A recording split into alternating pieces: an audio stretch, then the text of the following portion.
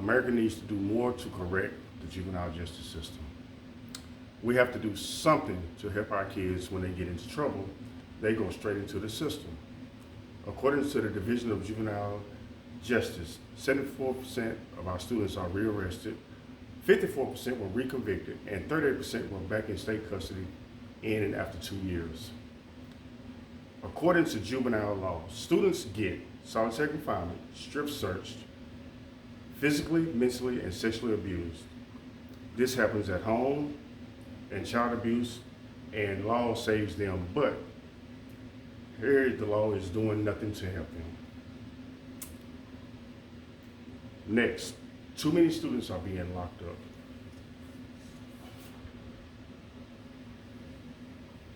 Drive-bys and skipping class to go to the same jail. Students in gangs and ones who are out on principles. Real help that will make the difference, therapy and coping skills.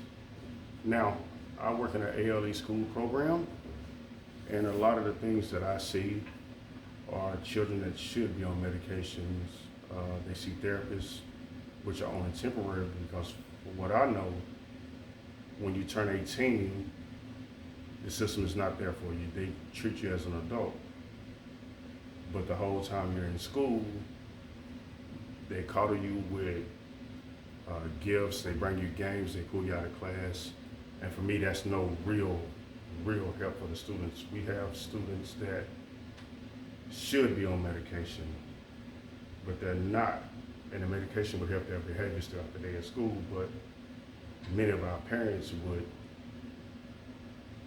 seek therapy for their children.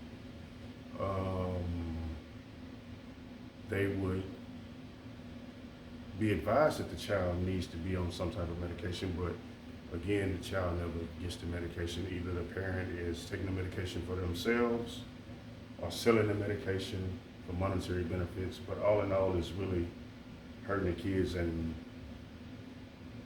we do have some court systems involved with the schools to make sure that the parents are giving the proper medications and making sure they're doing what they're supposed to be doing, but they're not. And I see a lot of this failing our children these days. With the majority of our kids that should be on medication, some parents would not even send the kids with medication to the schools for the nurses to give them their medication, or myself to give them medications. So best believe before 10 o'clock, the child is acting out. The child really should have already had his medication for the morning and the afternoon. And the bad part about it is the parents know that the child is acting out with no medication because they know they really need it.